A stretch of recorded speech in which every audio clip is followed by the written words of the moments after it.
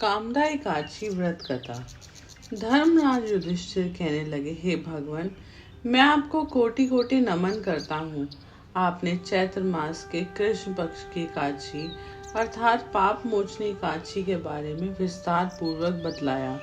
अब आप कृपा करके चैत्र शुक्ल एकादशी का क्या नाम है तथा उसकी विधि एवं महात्म्य क्या है। भगवान कृष्ण ने कहा, हे धर्मराज, चैत्र मास के शुक्ल पक्ष की एकादशी को कामदा एकादशी के नाम से जाना जाता है। एक समय की बात है, यही प्रश्न राजा दिलीप ने गुरु वशिष्ठ जी से किया था और जो समाधान उन्होंने बतलाया था वही मैं तुमसे कहता हूँ। प्राचीन काल में भोगीपुर नामक एक नगर था। वहाँ पे अनेक ऐश्वर्यों से युक्त पुंडरीक नाम का एक राजा राज्य करता था। भोगीपुर नगर में अनेक अप्सरा, किन्नर तथा गंधर्व वास करते थे। उनमें से एक जगह ललिता और ललित नाम के दो स्त्री पुरुष अत्यंत वैभवशाली घर में निवास करते। उन दोनों में अत्यंत स्नेह था, यहाँ तक कि अलग अलग हो जाने पर दोनों व्याकुल हो जाते थे।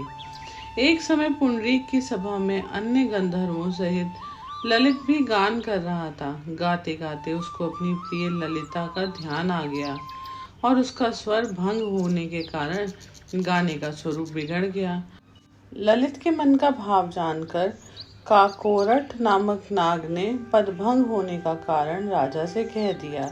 तब पुंडरीक ने क्रोध पूर्वक कहा कि तू मेरे सामने गाता हुआ अपनी स्त्री का स्मरण कर रहा है, अतः तू नरभक्षी दैत्य बनकर अपने कर्म का फल भोग। पुंडरीक के शाप से ललित उसी क्षण महाकाय विशाल राक्षस हो गया।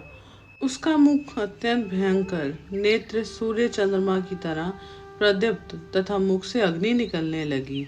उसकी नाक पर्वत की कंदरा के समान विशाल हो गई और गर्दन पर्वत के समान लगने लगी। सर पर बाल पर्वतों पर खड़े वृक्षों के समान लगने लगे तथा भुजाएं अत्यंत लंबी हो गई। कुल मिलाकर उसका शरीर 8 योजन के विस्तार में हो गया।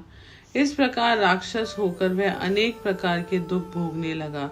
जब उसकी प्रियतमा ललिता को यह वृत्तांत मालूम हुआ तो उसे अत्यंत खेद हुआ और वह अपने पति के उद्धार का यत्न सोचने लगी। वह राक्षस अनेक प्रकार के घोर दुख सहता हुआ घने वनों में रहने लगा। उसकी स्त्री उसके पीछे जाती और विलाप करती रहती। एक बार ललिता अपने पति के पीछे घूमती घूमती विंध्याचल पर्वत पर पहुंच गई, जहाँ पर श्रृंगी ऋषि का आश्रम था। ललिता शीघ्र ही श्रृंगी ऋषि के आश्रम में गई और वहां जाकर विनीत भाव से प्रार्थना करने लगी।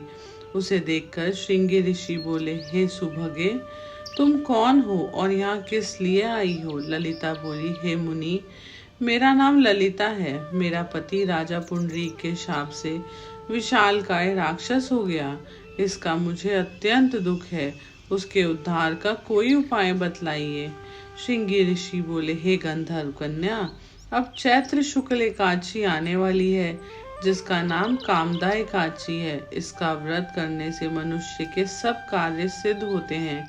यदि तू कामदा एकादशी का व्रत कर उसके पुण्य का फल अपने पति को दे दे तो वह शीघ्र ही राक्षस योनि से मुक्त हो जाएगा और राजा का शाप भी तुरंत शांत हो जाएगा।